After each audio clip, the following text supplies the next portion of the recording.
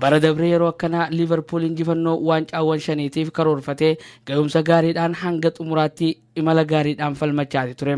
Faallaa kana ammoo bara kana Manchester United ga'umsa gaarii yeroo ammaa qabuun falmii waancawwan hundaatiif dorgommii isaa haala gaarii amansiisaa ta'een taasisuu irratti argama ture. Kaleessa tapha torbee 26ffaa Premier Leaguetiin kilaboota haala walitti dubbanne kanaan miira waliif faallaa keessatti argamantu lola daqiiqaa 90 taasisuudhaaf dirree waliin seenan. Garuu tilmaamni eeggamee ture hundi daaraa bubbeen fuute tahee argame. Lolli daqiiqaa 90 kan Liverpool fi Manchester United malamaltee hooggantoota ajajoota lola isaaniitiin tokkoof gammachuu kaaniif muziibaa tasaa tahee raawwatame. Liverpool kanaan dura dorgommii tapha Premier Leaguetiin bara 1977tti akka lakkoofsa biyya keenyaatti waggaa 92 dura Manchester United 7-4tti erga mo'atee ture. Turtii waggoota 92 booda goolii 7-2tti Manchester United mo'ate. Liverpool fi Manchester United tapha seenaa isaaniitiin kan jalqabaa yeroo dorgommii liigii tokkoffaa Championship keessa waliin turan bara 1895tti waliin taphatanii turaniin 7-1tti Manchester United dirree Anfield irratti mo'achuu dandeetti ture. Goolii wal fakkaataa darzanaatii olii 7-2dhaan Manchester United injifachuun Liverpool kaleessa ammoo injifannoo tasaa Manchester United mataan isaatu amanuu dadhabee taheetti jira. Taphattoonni Liverpool sarara fuulduraa irratti hirmaatanii taphatan hundi isaaniitu gooliiwwan torban kaleessa waan addaan hiratanii dabareedhaan lakkoofsisan fakkaatu. Leenjisaan Manchester United Erik ten Hag tooftaan hiriira tapha isaanii kan baafatanii dirree seenan hiriira 4-3-3 jedhuun ture.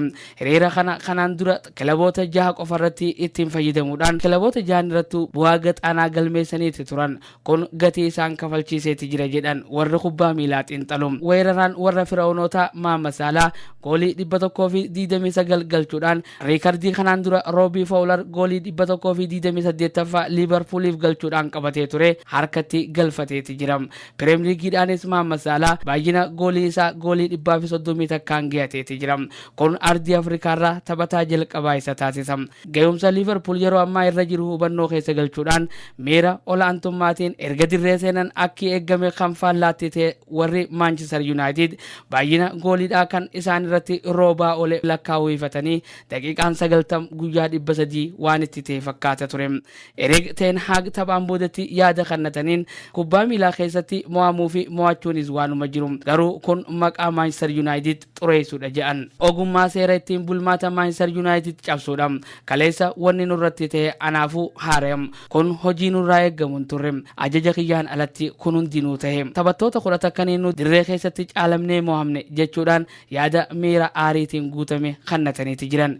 Manchester United tapha FA Cup irratti West Ham United kan hanga daqiiqaa 91tti isaan dursaa ture. Daqiiqaa waa xiqqoo keessatti duubaa ka'uudhaan 3-1tti mo'atanii turan irratti humna isaanii akka malee baasaniiti turan. Kun mo'amuu kaleessaatiif sababa ni ta'a laata warri ja'anii tilmaamanis baay'eedhaatu jira. Garuu leenjisaan Manchester United Erik ten Hag kun sababa hin ta'u jechuudhaan jala muranii himaniiti jiran.